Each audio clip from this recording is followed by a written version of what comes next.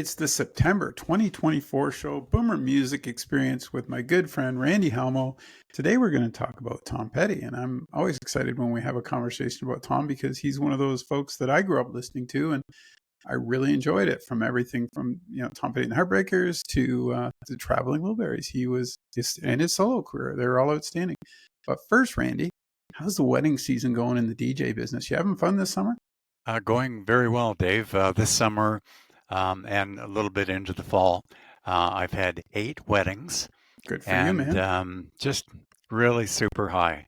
It's a natural high for me when I come off doing a beautiful wedding and the bride and groom feel really good about my performance, my selection of music. Of course, we iron all this out 4 or 5 interviews well before the bride's special day. That way we leave nothing to chance. We cross all our T's, dot all our I's, bingo bango, and we're ready to go.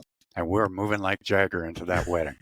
Has it changed much? I mean, since we came back from the pandemic, is it still traditionally still the same sort of, I mean, obviously with the new hits, but I mean, is it still the same vibe to people, or do you find there's more energy after the pandemic? I know it was a couple of years removed, but are they just ready to go and party?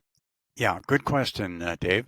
I found that after the COVID-19, the pandemic, I found that the energy level is much the same before COVID, but I'm finding that and of course the age demographics too, but I'm finding that the weddings are smaller. Now, by smaller, I mean like, say, maybe 125, 150 people versus maybe 275. Wow. Yeah. So there has been, here again, depending, but for the most part, the weddings are smaller in numbers. But So that's not to say now they're still that partying just the as hard. quality of the weddings are just as good as, after COVID and pre-COVID days. The quality is still there. We don't And really also the happy emotions of getting married. Yeah, we don't really give you enough plugs on that. Klassy FM, folks, with a K. That's Randy's DJ business, and he's been doing it, I don't know how many years. I don't want to give it away, but it's probably, getting up there now. But I mean, he knows what he's doing and he has fun with it. That's what I always appreciated about you. And you're such a freaking professional at it. You got it down to a science, and you treat everybody so great. Just a quick, congratulations, man. Keep it going. I know that's your passion and you love music like me. So I just wanted to throw that in there. But hey, Tom Petty, let's get serious. Let's talk music. Sounds good. Tom Petty was born October 20th, 1950. He was an American singer, songwriter, and guitarist. And of course, he was the leader and frontman of the rock bands, of course, Tom Petty and the Heartbreakers, which we know very well, and also the band called Mud Crutch. Wow, that's a different name for a band. And a member, of course, of the late 80s group, and they were a super group, the Traveling Wilburys. Oh my God. They gave us some fantastic music. And of course, as we know, Tom was also a very successful solo artist.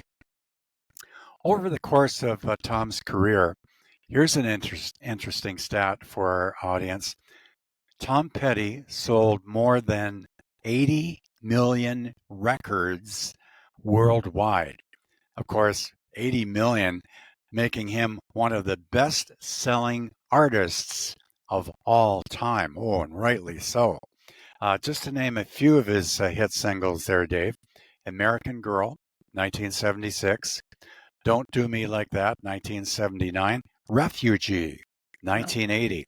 The Waiting, 1981.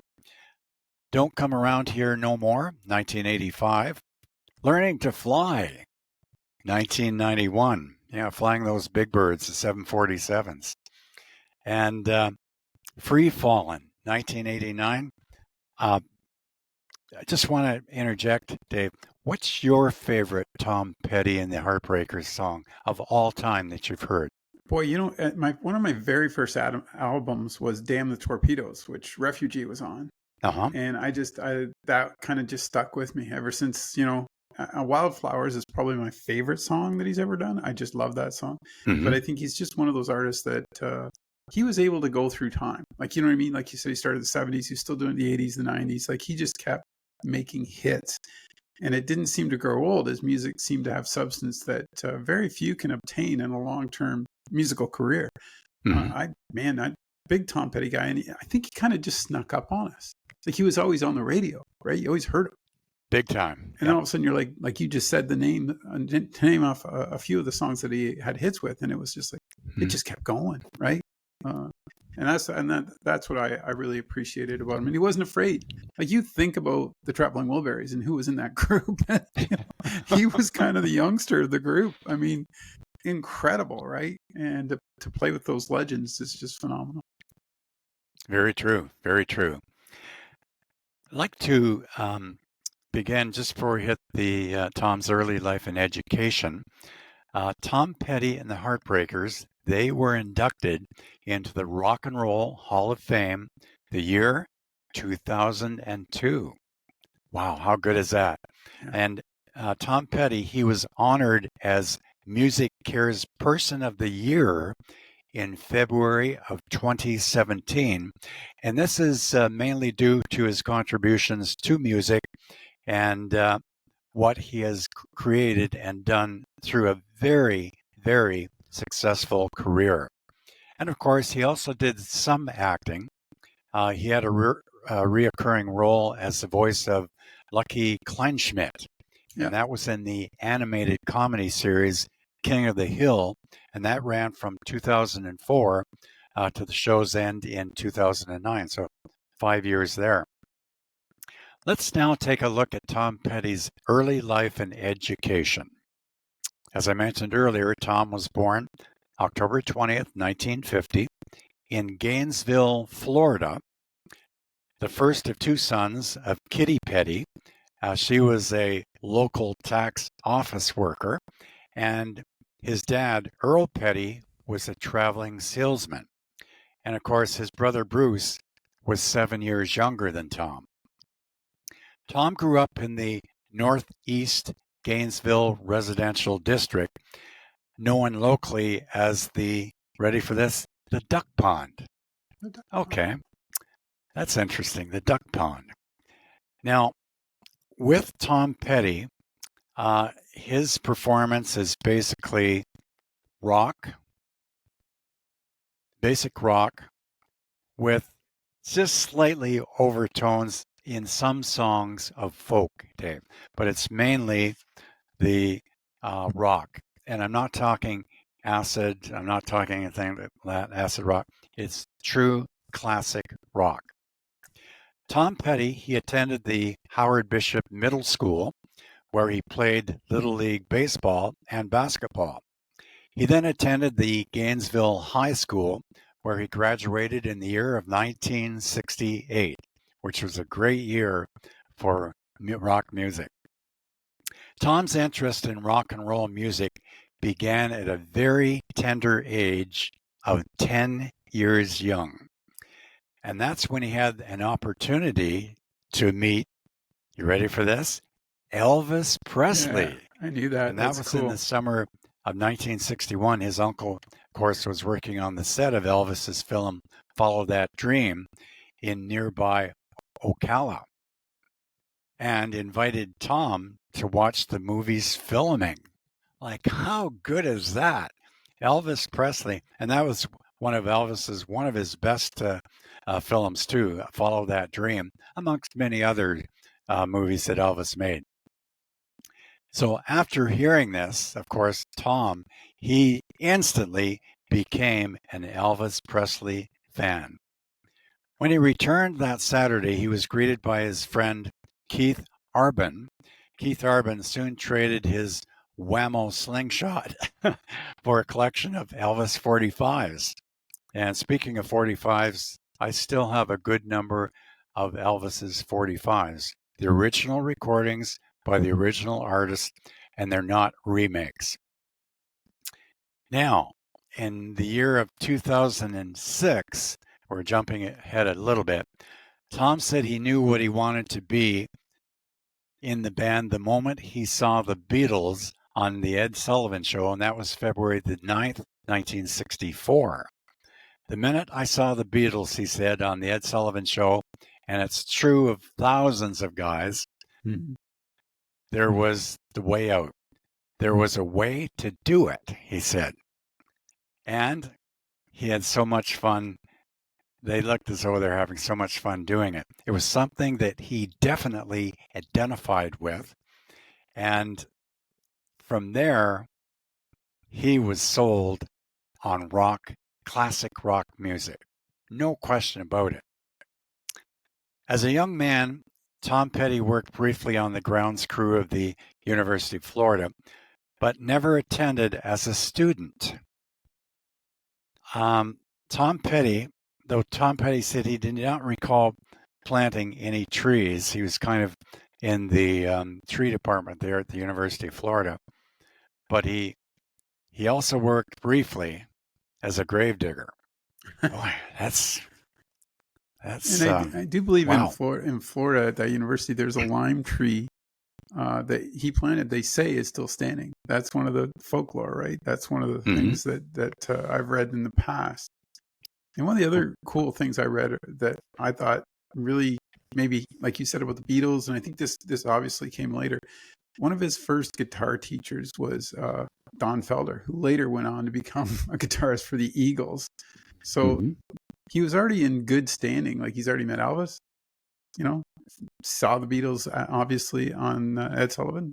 And, then you have Don Felder went on to be one of the great guitarists of our time, teaching him lessons like early on. So he didn't even, it was meant to be for him, wasn't it? Yeah. Oh, definitely. And shortly after embracing his musical aspirations there, Petty started a band known as the Epics. And of course, the Epic record label, he probably drew that from that, because that was huge during that time frame. So, which later evolved into their band, which they called Mud Crutch. The band included future Heartbreakers, Mike Campbell, Benmont Tench, and was popular in Gainesville, Florida. But their recordings went unnoticed by a mainstream audience. That's unusual. Do you think this is the phase where they're going through that 10,000 hours? You know what I mean? It takes 10,000 hours to be great. Yep. And it sounds like those guys so young were already hanging out and playing together. It was a matter of time, really, for the Heartbreakers, for Tom Petty and the Heartbreakers to really just explode, wasn't it? Like, when you think about it, they're putting in their time. Yep. So, in 1975, Mudcrutch, they split. But Tom Petty, he reluctantly agreed to pursue a solo career in music. And Tench decided to form his own group, whose sound Petty appreciated, full appreciation. Eventually, Petty and Campbell collaborated with Tench, Ron Blair, and Stan Lynch, forming the first lineup of the Heartbreakers. Okay, here we go. Yep. Tom Petty and the Heartbreakers, the baptismal years, if you will. And from that, they had a debut album which gained little popularity amongst the American audiences, achieving greater success in Britain. And from that album, the singles, of course, American Girl and Breakdown, peaked at number 40 after the band toured in the United Kingdom. And the debut album was released by Shelter Records, which at that time was distributed by one huge record company, ABC Records. Oh, yeah. The second album. Can I ask you a question about that? Yeah.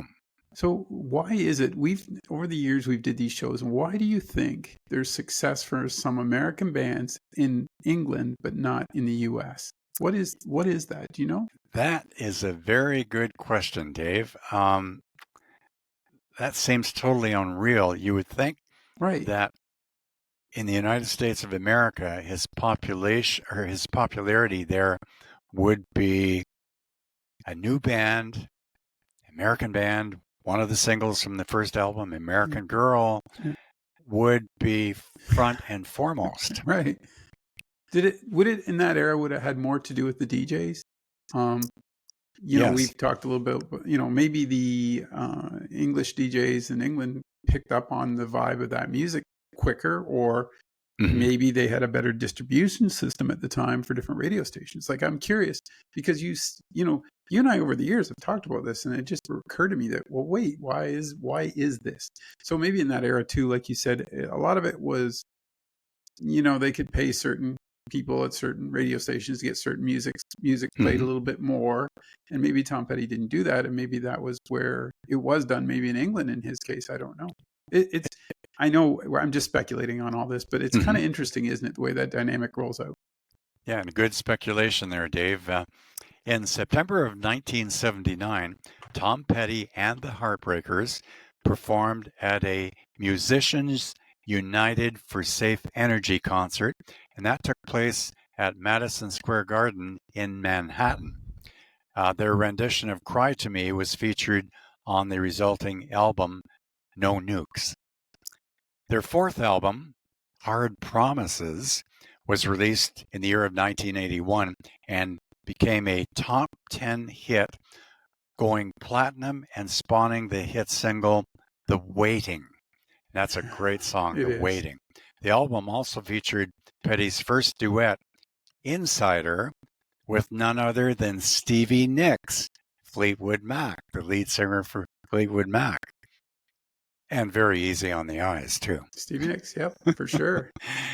Bass player Ron Blair, he quit the group and was replaced on the fifth album, which was entitled Long After Dark, 1982. He was replaced by Howie Epstein. The resulting lineup lasted until 1994. And the album contained the hit on that one, You Got Lucky. In 1985, the band participated in Live Aid, playing 4 songs at the John F. Kennedy Stadium in Philadelphia before a crowd of over 100,000 people. Unbelievable. The band's next album, Southern Accents, was released in 1985, and it included hit single Don't Come Around Here No More, and that was produced by Dave Stewart. So on the albums that Tom Petty and the Heartbreakers are producing, they're getting several hit singles off of these albums, and that is a real feat. And that gives you a good idea, Dave, as to how grateful but how hardworking Tom Petty was, along with his other band members, to produce the number of albums he did, to sell as many records, over 80 million as he did. And really, he really is one of the best, how do we put it? Certainly the best singer from a solo standpoint, but also from Tom Petty and the Heartbreakers. Do you think it was more his voice or the sound of the band that was so distinguishable? That sort, because like you said, to last that long, Tom Petty had a distinctive voice, but the Heartbreakers had a distinctive sound. What do you think, or was it the two? What do you think was driving that people would just, oh yeah, there's a new song by Tom Petty? What was that? Do you know? Yeah, good point, Dave. I think you hit the nail right on the head. Basically, his voice, but also the other musicians in the band. So coupled with that, that was a winning combination for Tom Petty and the Heartbreakers. Yeah, they had their own sound. In 1980, we'll take a look at the years 1988 to 1991. In 1988, Tom Petty, along with George Harrison, one of the Beatles, Bob Dylan, Roy Orbison, and Jeff Lynne, these were the founding members of the supergroup, the Traveling Wilburys. The band's first song, Handle with Care, was intended as a B-side of one of George Harrison's singles, but was judged too good for that purpose and the group decided to record a full album.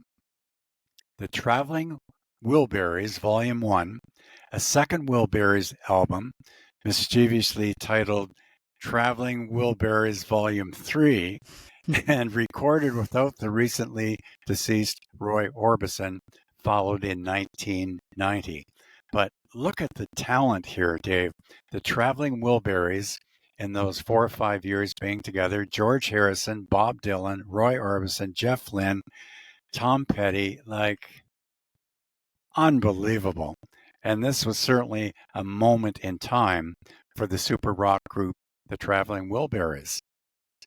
Now, in 1989, Tom Petty released Full Moon Fever, and this featured the hits I Won't Back Down, Free Fallin', that's a great song, and Runnin' Down a Dream. It was nominated, it was nominally his first solo album, although several heartbreakers and other well-known musicians participated, especially like Mike Campbell and Jeff Lynne. And of course, Jeff Lynne from Electric Light Orchestra. Yellow, yeah. So he's got a wave of great musicians in Tom Petty and the Heartbreakers. Can I throw something at you? Yeah, go ahead. So Jeff Lynne, for Full Moon Fever, they actually did that album before the Wilburys. Jeff Lynne helped them with that album, but it didn't come out till after the Wilburys album was out. And a lot of people got that confused because they thought, oh, he's just trying to make money off of that sound. But Jeff Lynne had already instituted that sound with Tom Petty. They did the album. Then they went and played with the Wilburys. And the Wilburys album came out first and then Tom Petty's. But a lot of people don't understand that. I'm just reiterating the same fact. It's like, well, no, that sound was already created before the Wilburys with Jeff Lynne. And what a combination, him and Jeff Lynne hanging out and making music. I thought that to me was probably, in my opinion, just my opinion, his pinnacle as far as that sound that was totally Tom Petty. It was very cool. Wow. I know I wore out that CD too. That is great. Tom Petty and the Heartbreakers, 1991. They released Into the Great Wide Open, which was co-produced by Lynne and included hit singles Learning to Fly and Into the Great Wide Open. Now, the latter featured Johnny Depp and Faye Dunaway in the music video. Wow, Johnny Depp and Faye Dunaway. Some names, flashes from the past. Tom Petty and the Heartbreakers, they also recorded 2 new songs for his greatest hits package. And one, and I get lots of requests for this today, Mary Jane's Last Dance. Yes. That's a great song. And of course, they did a good version of Thunderclap Newman's Something in the Air. And I like Tom Petty's and the Heartbreakers. I like their version better. I mean, all due respect to Thunderclap Newman, but I like their sound of Something in the Air better. I don't ask me why, but it resonates with you. Now we take a look from the years 1991 to 2017. The move to Warner Brothers Records, and of course, Warner Brothers Records during that time frame, those years, huge record company and still are today. In 1989, we're still under the contract with MCA, another huge record company.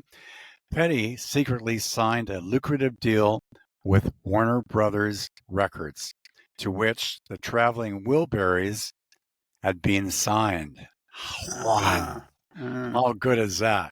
His first album on his new label, 1994's Wild Flowers, Petty's second of 3 solo albums, included the highly beloved title track, as well as the singles You Don't Know How It Feels, You Wreck Me, It's Good to Be King, and A Higher Place.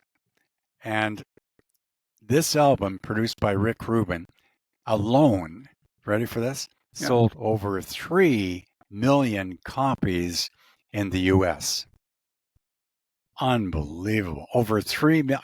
I can't even fathom 3 million copies 3 million records. Yeah, it's incredible, isn't it? What he's been able to accomplish. Wow. In 1996, Tom Petty and the Heartbreakers released a soundtrack to the movie She's the One, starring, oh, get this, Cameron Diaz and Jennifer Aniston.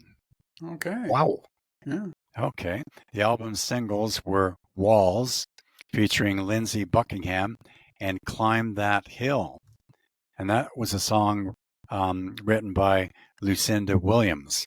Oh, wow. I didn't know So, good heavens. Yeah. Cameron Diaz and Jennifer Aniston. Boy, they're in good company there. Yeah. She's the one. Well, they both are the one. Oh, dear. In 1999, Tom Petty and the Heartbreakers released their last album with Ruben at the helm called Echo. And 2 songs from this album made great progress up the national Billboard charts in the U.S. Room at the Top and Free Girl Now. And another very, very successful album. Tom Petty and the Heartbreakers played I Won't Back Down at the America A Tribute to Heroes benefit concert for victims of the September 11th, 2001 attacks. The following year, they played Taxman, I Need You, Handle with Care, again, joined by Jeff Lynne, Jim Keltner. The concert for George in honor of Petty's friend and former bandmate, the late George Harrison. In 2005, Tom Petty began hosting his own show, Buried Treasure, on XM satellite radio. That wasn't long ago, 2005. No. In which he shared selections from his personal record collection, which I would imagine would be humongous. To say the least, yeah. In 2006, Tom Petty and the Heartbreakers headlined the 5th annual Bonnecole Music and Arts Festival as part of their 30th anniversary tour. And special guests included on that tour, listen to this. Special guests included, again, Stevie Nicks, lead singer Fleetwood Mac. Mm-hmm. She's extremely easy on the eyes. Pearl Jam. Wow. The Allman Brothers Band, and the Derek Trucks Band, and the Black Crowes. Like, look at all the talent here. Yeah. Unbelievable. In July of that year, too, 2006, Tom Petty released a solo album entitled Highway Companion, which included the hit Saving Grace. And Saving Grace, it topped the Billboard charts for a number of months in the top 10. This is the National Billboard charts, which, again, is the Bible of music, not only in the U.S., but I think throughout the world. Everybody knows Billboard music. During the summer of 2007, Tom Petty reunited with his old bandmates Tom Lydon and Randall Marsh, along with the Heartbreakers Beaumont Tench and Mike Campbell, to reform his pre-Heartbreakers band, Mudcrutch. Now, the quintet recorded an album of 14 songs that were released April 29th, 2008, and they were released on the iTunes. Of course, okay. iTunes, very popular. Yeah. And they did very well with that.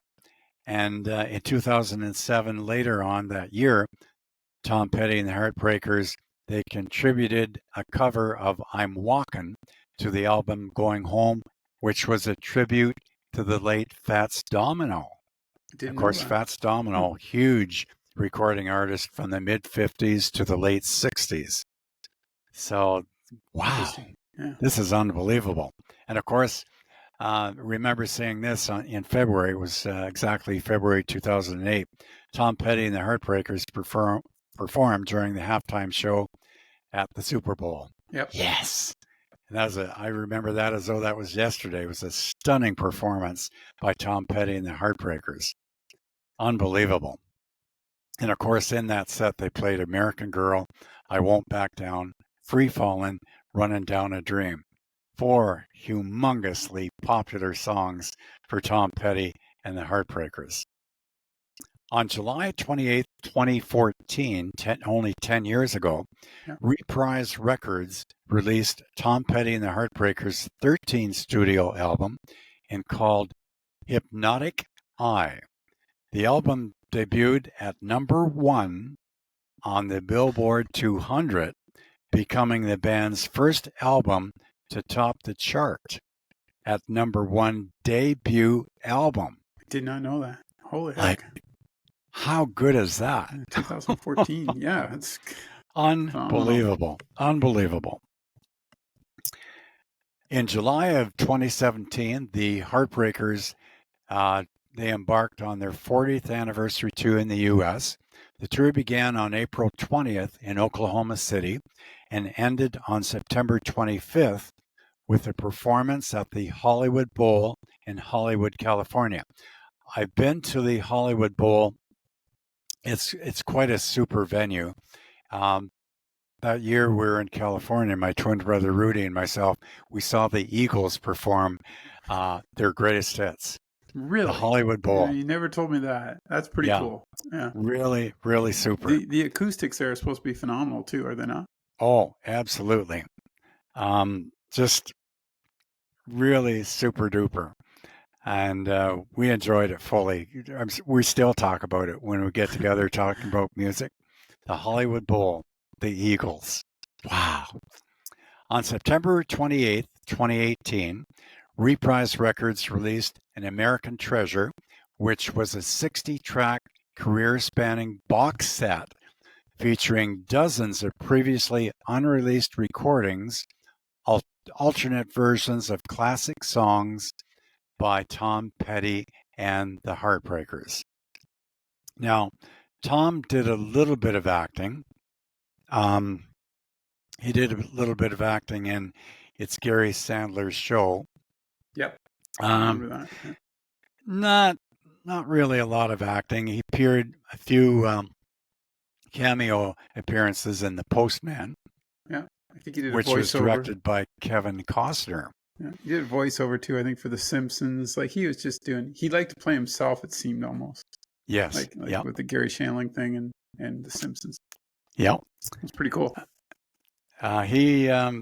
His acting ability, for the short time that he did acting, he was pretty good. Yeah, he's pretty good. He knew what to do, how to pull it off, I guess. Yeah. Yeah, like he again, he put his mind here to acting, kind of a different venue for him to start acting. And I think in the movies that were recorded with Tom Petty, he was certainly up to the task and more. I agree. In early 1981, the upcoming Tom Petty and the Heartbreakers album, which would become Hard Promises, was slated to be the next MCA release with the new list price, ready for this, Dave, of only $9.98. Wow. Goodness. Today you'd pay between $25, $35 for an LP. Unbelievable.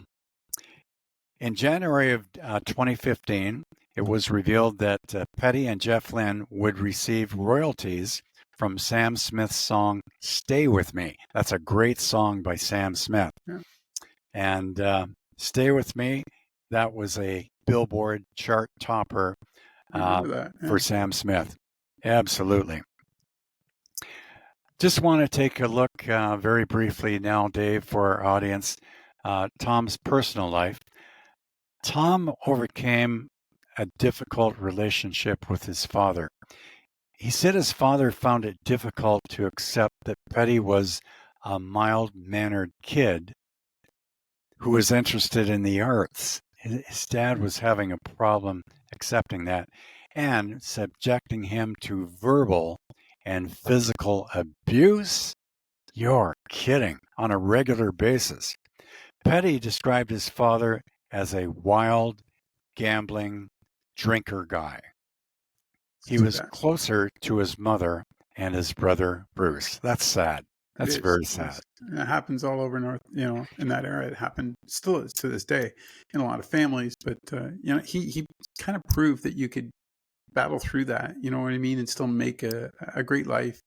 He had a great life, and I think as a musician, I thought he got to do what he wanted to do. Yeah, exactly. And let's see now. We take a look at June 3rd, 2001, 23 years ago. Tom Petty, he married his girlfriend, Dana York. They were married in Las Vegas. Viva Las Vegas. And they married again at their home in Malibu on June 21st. So here's an outstanding recording artist. He gets married twice in the same year to the same girl. Attaboy. That's got to be in the Guinness World Book of Records, I would think. The Guinness, yeah, it might be for a rock star. And on the married again, when he married again in Malibu on June 21st of 2001, Little Richard officiated the wedding. That's pretty cool. How good is that? Wow. And an all-female mariachi band performed. Unbelievable. Now, Dana York, she had a son from a previous marriage called Dylan, after Bob Dylan, maybe? Maybe, never know. Tom Petty spoke in 2014 of the benefits from his practice of transcendental meditation. So that gave him the opportunity to stay focused within his life, with his marriage to Dana York, and just everything that was happening in a positive vibe in his life. On a sadder note, on Sunday, October the 1st, 2017, Petty's wife, Dana York, found him not breathing and in cardiac arrest at their home. Now, he was resuscitated and taken to the UCLA Medical Center in Santa Monica, California, where he was put on life support. But he died at 8:40 p.m. Pacific time on October the 2nd. Now, this is very, very important for the folks to understand. On January the 19th, 2018, a Los Angeles County medical examiner announced that Tom Petty's death, was due to an accidental overdose of medication, and it was kind of due to a mixed drug toxicity, but it was totally accidental. Yeah. Wow. That's very important to note. It was an accidental overdose. So, and there are all kinds of rumors flying around, but that comes right from the medical examiner. Yeah. And as far as I'm concerned, they work hard. These medical examiners, they know, and that's gospel. It's hard to believe, that there's just Jeff Lynne and Bob Dylan left of that supergroup, isn't it? Yeah, just like you really, that moment in the sun where we had them all, was incredible. Their voices just, they all fit, and their rating styles. I mean, they sat around and wrote all those. There's a great YouTube video out there of those guys, and it's an old style camcorder that someone took during that time when they were all sitting around recording, and it's phenomenal because they're just shooting ideas and having fun with it. Like it seemed like they were very humble and there was no egos. You know what I mean? They're all just happy to hang out, Dave. happy to hang out and make music. And I think it showed through because the music was that. It was fun. It was vibrant for that time. Mm-hmm. And it kind of gave folks a little bit of hope. Like you're like, wow, this is a super group. This is incredible. These guys, and they sound so good and they play so well, right? Mm-hmm. So that moment in time, I'll never forget, because just listening to them, that first Wilburys album with Roy Orbison is just phenomenal. It is true. It is very true, Dave. Now to kind of end the program, I'd like to give a list of awards and honors that Tom Petty and the Heartbreakers have earned throughout the years. In 1994, You Got Lucky. This was a Petty tribute album featuring such bands as Everclear and Silkworm, was released. In April of 1996, Tom Petty received UCLA's George Gershwin Award for Lifetime Musical Achievement. Wow. And this is one of the highest awards that any performer artist can ever receive. That is the Gershwin Award Lifetime Musical Achievement. Now, Petty also won the American Society of Composers and Authors and Publishers Golden Note Award. Tom Petty and the Heartbreakers received, and this is a good one, and rightly so, they received a star on the Hollywood Walk of Fame in 1999 for their contribution to the recording industry, and rightly so. They're right up there with the best of them. Wouldn't you agree, Dave? Oh, for sure. Yeah, well deserved and a phenomenal opportunity for them just to be recognized for what they were doing, what Tom Petty and the band were accomplishing. Absolutely. In December of 2001, Tom Petty and the Heartbreakers were inducted into the Rock and Roll Hall of Fame, which further honored Tom Petty with an exhibit of his items from July 2006 until 2007. Now, he is ranked 91st on the Rolling Stones list of the greatest artists of all time. I would rank Tom Petty in the top 30. Yeah, I was going to say I'm with you on that 100%. I just 90. Legend just keeps growing and the music's sustainable. Yeah, he's got 91st. That's too all due respect to Rolling Stone. That's an insult to Tom Petty and the Heartbreakers. I go with you 100% on that. And Tom Petty also received the Billboard Century Award, which is the organization's highest honor for creative achievement, on December 6th of 2005. So as we can see here, Tom Petty and the Heartbreakers and Tom Petty's solo artists, the awards and honors that they have received as a band, Tom as a solo artist, really it's a legend in its time. And Tom Petty was indeed a legend in his time. Would you not agree, Dave? 100%. I mean, I grew up with him.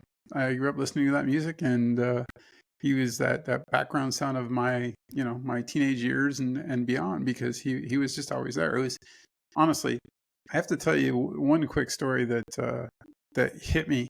The day Tom Petty died, I was going into the Superstore in Simcoe, and I ran into Rory Dodd. Right. Rory was coming out, and I didn't know the information. Rory said, "Did you just hear?" And I said, "No." And he said, "Tom Petty just died." And Rory is an unbelievable musician. Obviously, his background with Meatloaf and the whole bit, and he just kind of was like, he just started singing Tom Petty. Like I think was his way of dealing with it, because I don't know if he knew Tom. I think they had their paths had crossed over the years, but it was just such a moment for me, because I was a big Tom Petty fan, and to have Rory just start singing songs like that, standing there, I was just blown away. It was one of those moments in a parking lot where you don't know what to say. And my son was with me, and I will never forget that moment. And that was the moment I found out that Tom had passed, and just seeing that, how it hit Rory, right? It was like, wow, right? That's when you know that it's real. And it just, it was a crazy moment. And I think my appreciation for Tom Petty has just always been there. I think he was one of those talents that came out of the 70s, or started in the 60s and the 70s, who just kept getting better. His music just kept getting better, and the sound just kept getting better. And you can see when you were going through his years, you could see how that music changed too, from Damn the Torpedoes to Wildflowers. Like there's a big change in music there. Oh yeah, major. But the sound was always the same. Like it was always comforting for me anyway. Yeah, Tom Petty, like you said, 91 is way too low. I'm with you. Top 20, top 30 easily, just because of what he created and where he started with. You said, I did not know that about his family background, but that in itself, to see somebody climb those mountains and do what he wanted to do, followed his passion. Incredible. Mm-hmm. Very, very true. And as I mentioned just a few minutes ago, Tom was truly a legend in his time as a solo artist, but also with the Heartbreakers too. Tom Petty and the Heartbreakers, they will go into the history books of one of the greatest bands ever. Great way to finish today, Randy. Love doing this show with you. Thank you. Yeah, really enjoyed doing this with you, Dave. And we will get together soon on our next artist or band group. Looking forward to working with you again. This has been a great, great show, and I'm sure that the audience will appreciate the factual information that we've shared with each and every person watching the broadcast. Take care. Thank you very much, Dave. You have a good week. Take good care, and we will talk soon, live on location.